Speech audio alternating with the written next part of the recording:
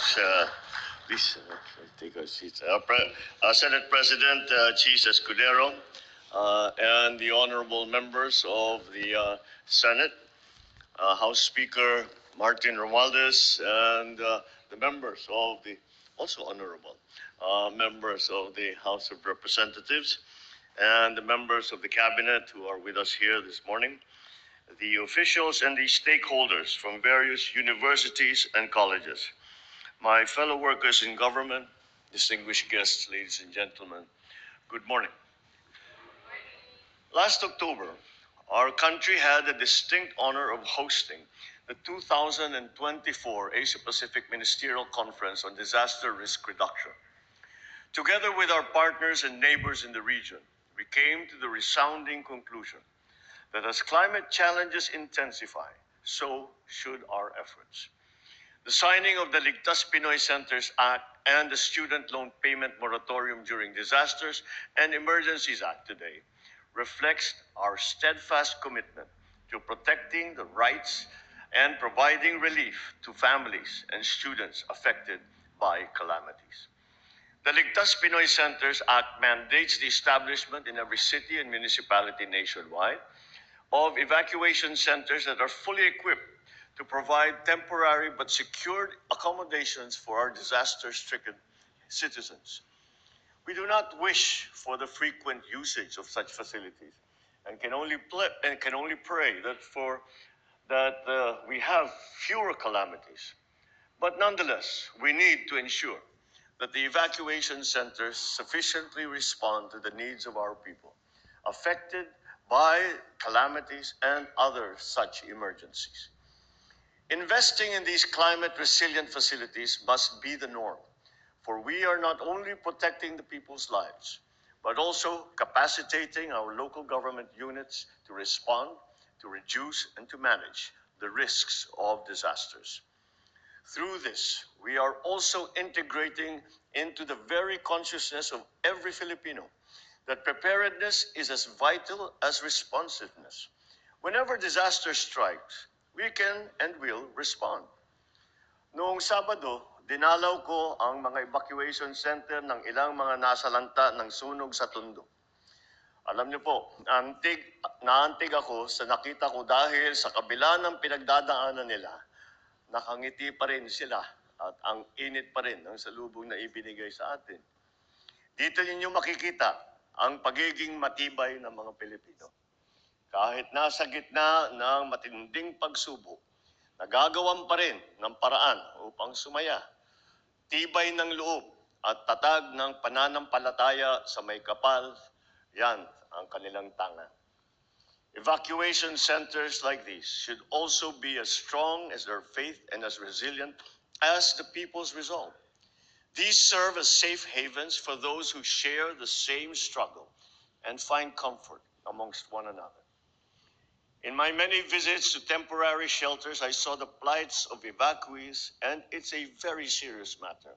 Adding to that, the predicament is that traditionally, public schools are being used as, by default, evacuation centers. And that has been the case since we started using evacuation centers. I understand the appeal of the DepEd to refrain from using school grounds and classrooms as evacuation centers for prolonged periods of time. Schools are supposed to be sanctuaries for learning, creativity, and growth. They should not also bear the burden of being makeshift shelters.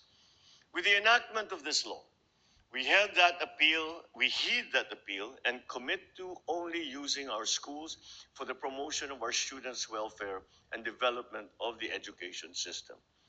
The enactment of the Student Loan Payment Moratorium during Disasters and Emergency Act is in line with the harmonization of our efforts to make education accessible to all our students. This law provides urgent financial relief by deferring student loan collections during and after disasters without penalty or interest.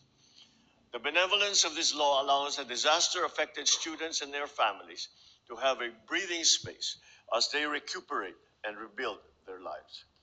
It is our hope that this law will help lessen the financial burden off of our students' shoulders to our legislators who rallied behind the creation of these much needed laws, a testament to your commitment of giving paramount prioritization to people's needs. To properly implement these pieces of legislation, I call on the Department of Public Works and Highways to ensure the timely construction of these evacuation centers in priority LGUs in adherence to the required minimum standards, including the National Building Code, and with consideration to the unique needs of each LGU.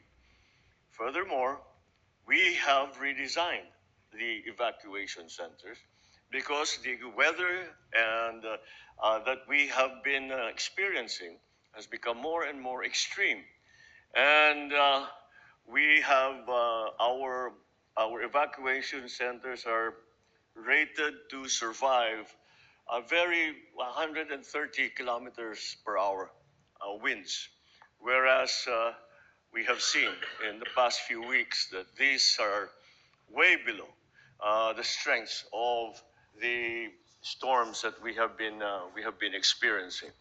And that is why the standards that we are going to be building to will be much higher, and to make sure that those who have been taken to evacuation centers do not then become victims when the evacuation center fails in the face of such strong weather.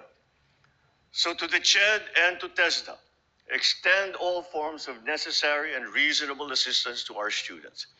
Ensure that the financial hardship of our disadvantaged students will not hinder them from completing their education.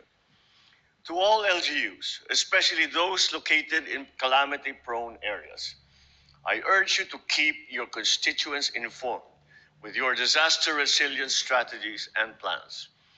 Let us together accelerate our efforts and offer more innovative solutions that aim to offer refuge and provide ease to our fellow Filipinos, especially in times of such crises.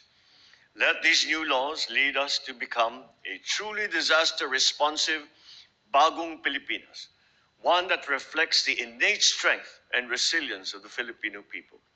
Maraming salamat po. Mabuhay ang bagong Pilipinas. Magandang umaga sa inyo. Thank you, Mr. President.